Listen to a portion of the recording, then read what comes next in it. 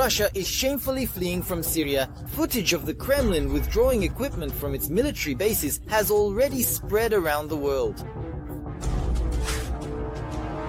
Having sheltered the Syrian dictator Bashar al-Assad, Moscow is urgently preparing to withdraw its military equipment and troop formations.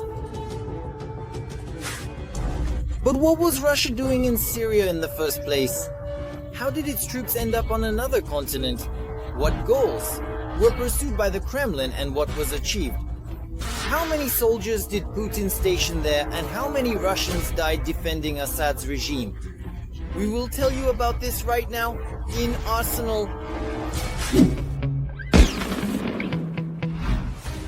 The military operation in Syria in 2015 became the first in the history of post-Soviet Russia, where its military participated in combat operations outside the former USSR.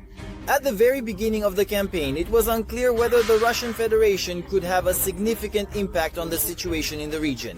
Considering this, the Russian leadership did everything to minimize the chances of the country being drawn into a long-term campaign. Even after significant investments in Syrian infrastructure, the Russian General Staff continued to limit the composition of the deployed military contingent based on the principle of minimal necessity. There are several versions as to why Putin decided to get involved in the Syrian war. The officially stated reason was that the Kremlin was concerned about the number of terrorist organizations emerging in the Muslim world.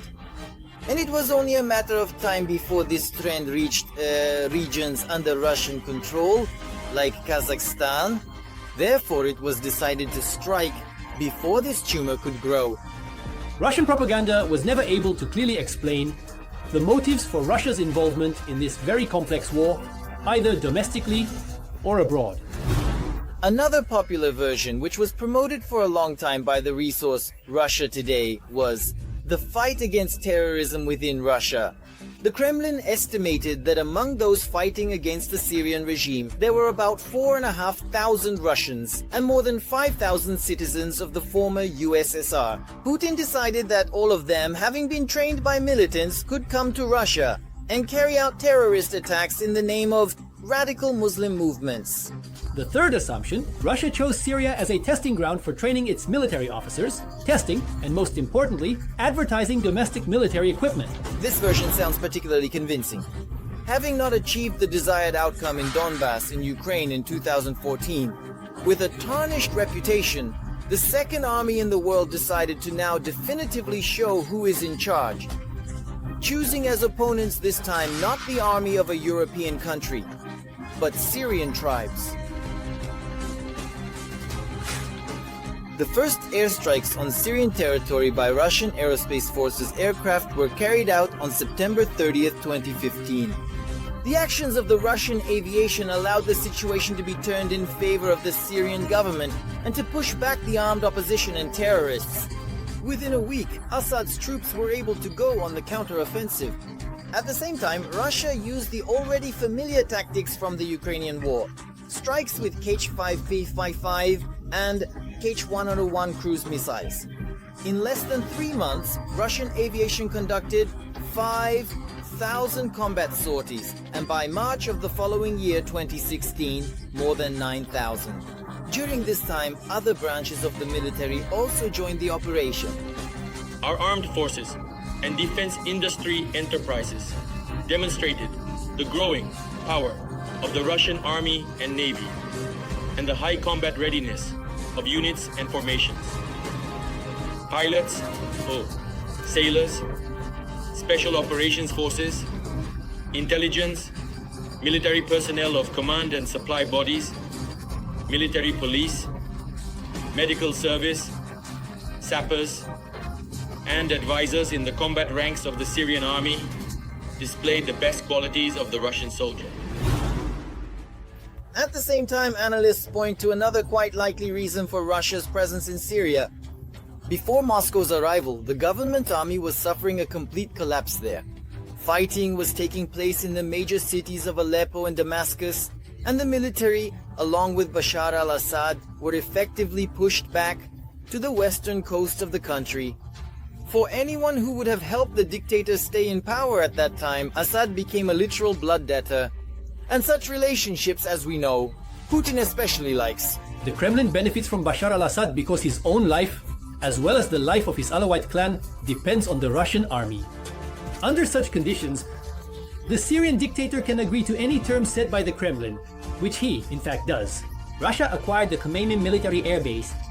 Even the Soviet Union did not have such a base, and the previously existing Russian logistics support point in Tartus is now expanding into a full-fledged naval base. As a result of his participation in the war on Bashar al-Assad's side, Putin literally received carte blanche on Syrian territory, and gradually began to increase Russia's influence in the Middle East. This includes oil and gold extraction, the creation of the Wagner PMC for these purposes, and the opportunity to let his generals fight and gain experience.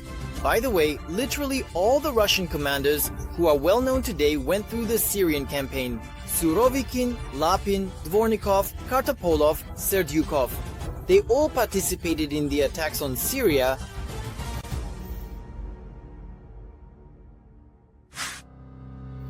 In 2017, after the cessation of the active phase of fighting, a negotiation process took place in Astana, as a result of which Syria was divided into several de-escalation zones: the Idlib province, the Damascus area, and along the border of the Homs and Hama provinces. After that, Russia announced that it was withdrawing its main military contingent.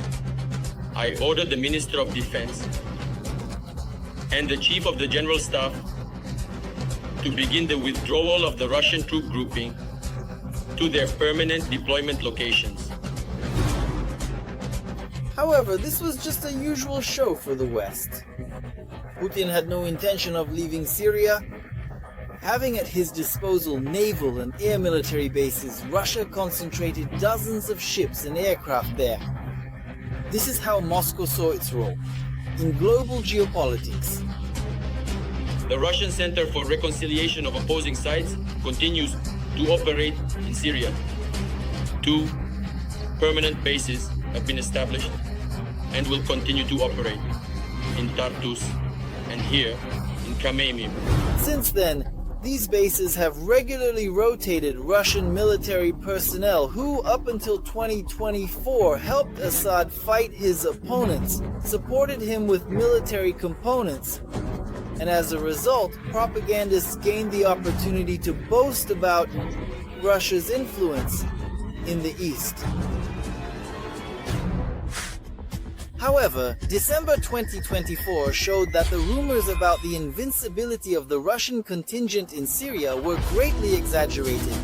As a result of the defeat of part of the Russian forces, the rebels seized unique types of Russian weaponry. These include the latest radars and air defense systems, Bastion and Toshka-U missile systems, aircraft equipped with missiles such as the Su-24 and MiG-29, and even tanks. As a result, the surviving Russians, with everything that remains, are keeping a low profile at their military bases, hoping they can be evacuated before the new Syrian authorities decide to knock on their doors. Did you like this video? Then don't forget to give it a like and subscribe to our new Arsenal channel. The link is in the description below the video.